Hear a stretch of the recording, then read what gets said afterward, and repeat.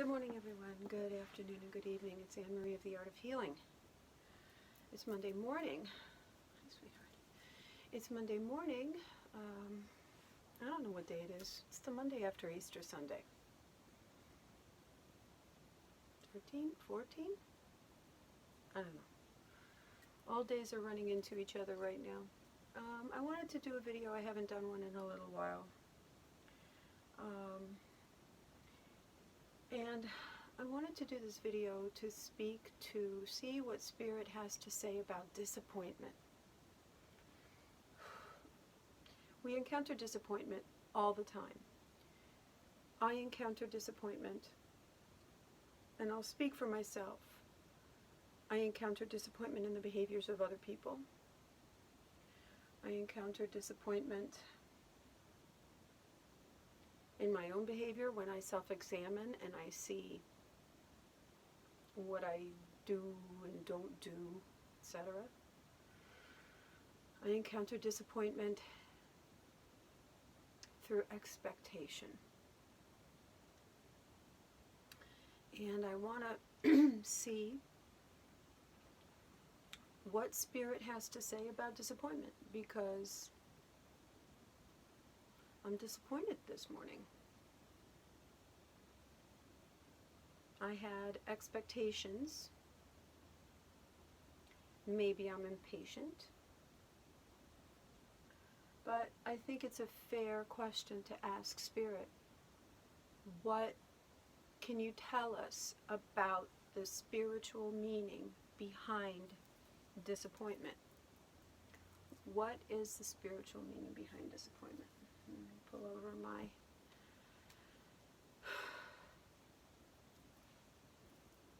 rose quartz.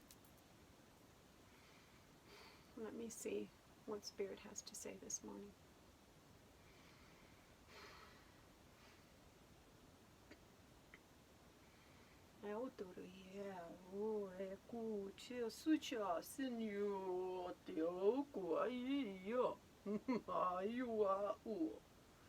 Maui ti jo, ti kia te seo, ti nya kun tia, ti tere, ti kia te tere hoa. Mo, tere o, hotare, ti te nya, ti tere o tōku. Meu, ia taro ko, ti kia nia suke tahi. Meu, i taro i o tuku, meu a te a riko tataya ma, ture e o te o ha. Ko e sho te tiri auto e kotore o me ui o toru i o tukua. Ma hoa ti toa e su. Well, you ask us, dear one, about disappointment. As you analyze this word, appoint, remove appointment, appoint. You appoint an expectation. You have why. You have the why. Well, I want this. That is why. You have this ideal because you wish a certain outcome. When you encounter the reality and it is counter to what you have appointed, you acquire the dissonance, you acquire the feeling in return. That's sadness, indeed the word disappointment. So, the truth in the matter is that you must examine you. Because you are giving your hope and expectation outward. You want to seek validation from outward. You want to find the answers from outward. You want other people to be who you want them to be, not who they are. Disappointment is from expectation. If you do not expect. You will not receive disappointment. How easy is that to do? Not easy. Not easy because you want confirmation. You want confirming results. You want appreciation. You want consolation. And when you do not receive it, it is a trauma to you. So, to answer the question, the spiritual reason behind disappointment, it is a reflection that there is a misunderstanding in your mind that you must tackle within you. You must react, forgive. You must not react. Your reaction must be to examine the feeling of disappointment and understand that it is a feeling that came because of what you generated. Not because of them, but because of what you allowed to be generated within you. So, asking you never to be disappointed in your human form is very difficult. Asking you to train your mind to never be disappointed is very, very difficult. However, asking you to train the reaction that you respond to from the disappointment is not difficult to ask. You are able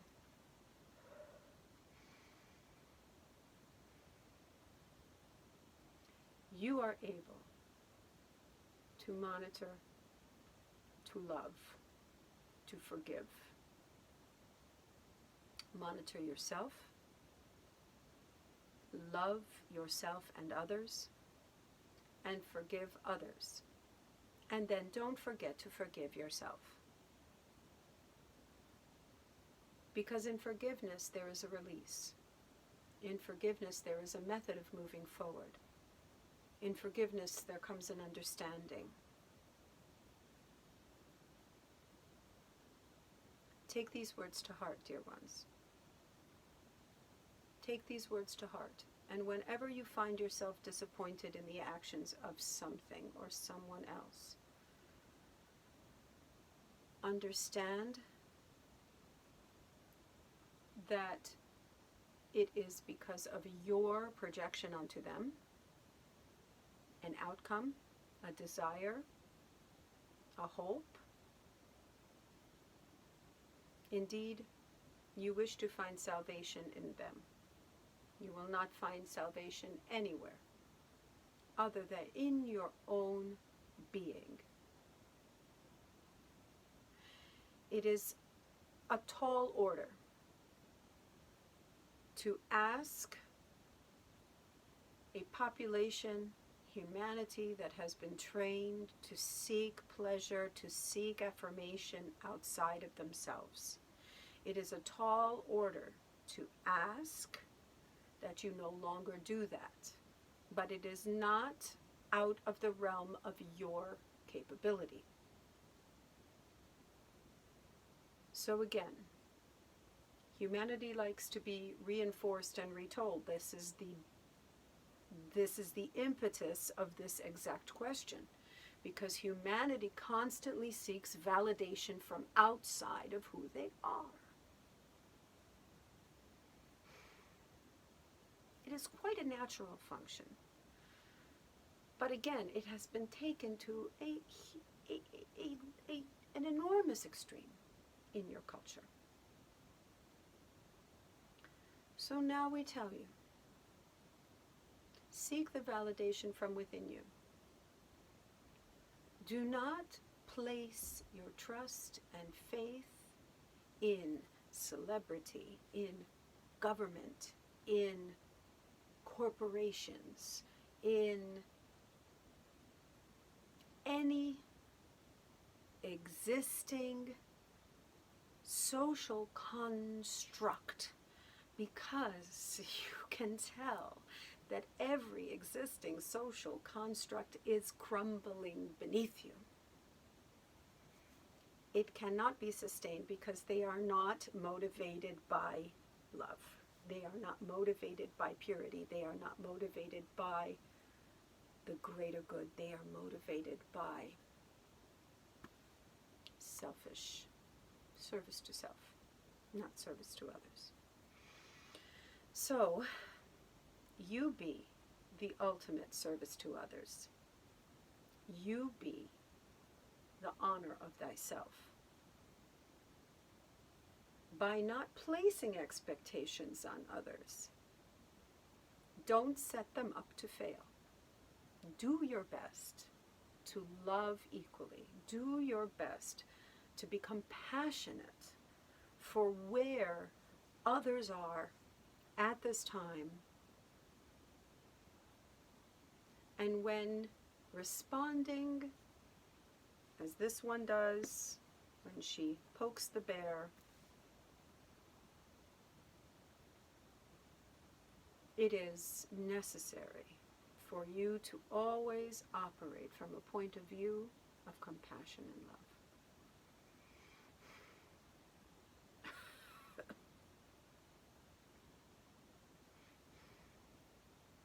I am that one you know as Jesus.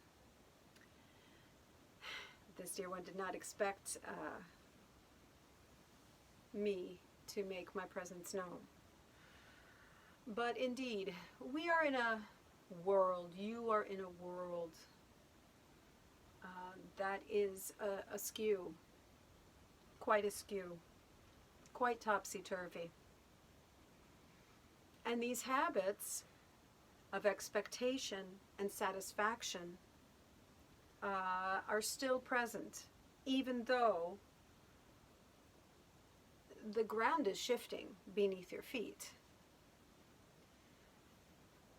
It is a time of flux, a time of instability, a time of uncertainty. But the certainty is that you hold your light within you. You hold your being squarely in your interpretation of what you see around you. As you are moving forward through these next weeks, it is our suggestion that you disengage from talk, politics,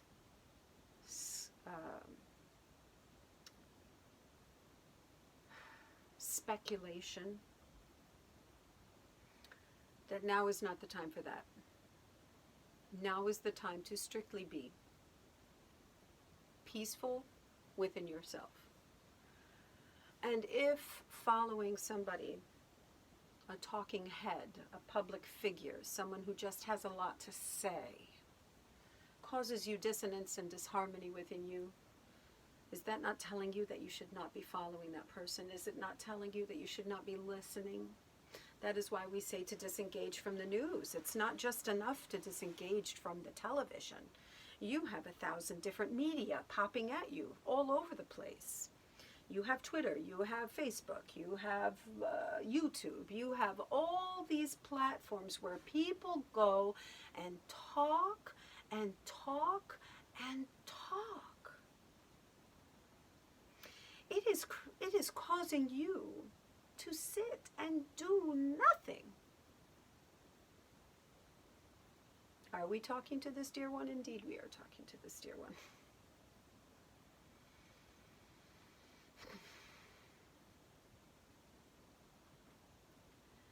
Do be cautious. Do be cautious because indeed you are dealing with an addiction. You are dealing with this desire to know the truth. Oh, but I have an insight because I listened to so-and-so. Oh, well, so-and-so said that this is going to happen. And you know what? I believe him, so I'm going to do this and this and this. Now, if you have sources that are truly aligned and in tune with spirit, and this is something that you yourself have to discern for yourself, then indeed, we're not saying not to listen to anybody. We're not saying to bury your head in the sand. That's not what we're saying. What we're saying is that if you need to listen to someone, make sure it's someone that resonates with your spiritual and make sure it resonates with your spiritual alignment. Make sure it's in alignment with your spiritual beliefs, and make sure that you discern even within that. The process of discernment is what's going to save you. And that process of discernment comes by connecting with your higher self, your guides, your angels, your teachers, your galactics. Because what is right for you is not right for your brother. What is right for you is not right for your child. What is right for you is not right for your partner. What is right for you is right for you. And the only way that you are going to know this is if you connect with you. Do this, dear ones, by increasing your vibration. Do this, dear ones, by meditating and being in a practice of seeking, in a practice of quiet, in a practice of peace. Seek that peace.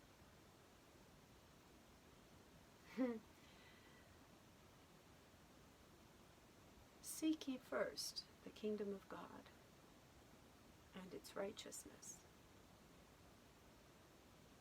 and all these things shall be added unto you. Hallelujah.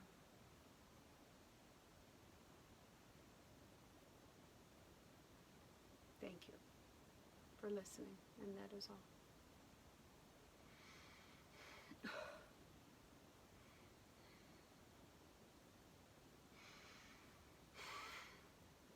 All right, so there's a hymn that I used to sing in church. Seek ye first the kingdom of God and his righteousness, and all these things shall be added unto you. Alleluia, alleluia.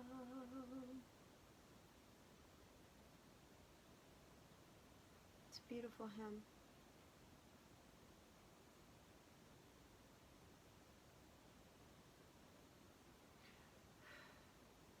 Gosh.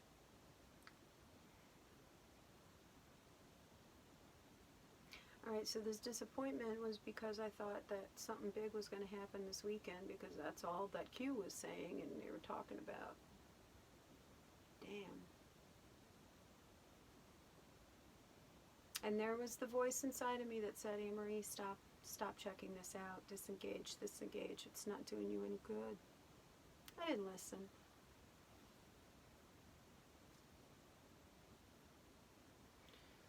I need to be listening. I need to be listening. You know, I need to be listening. All right, guys, 20 minutes is too long for me. All right, thank you for listening. Thank you for being here. I'm Anne-Marie of the Art of Healing. I send you love and light from my heart center to you.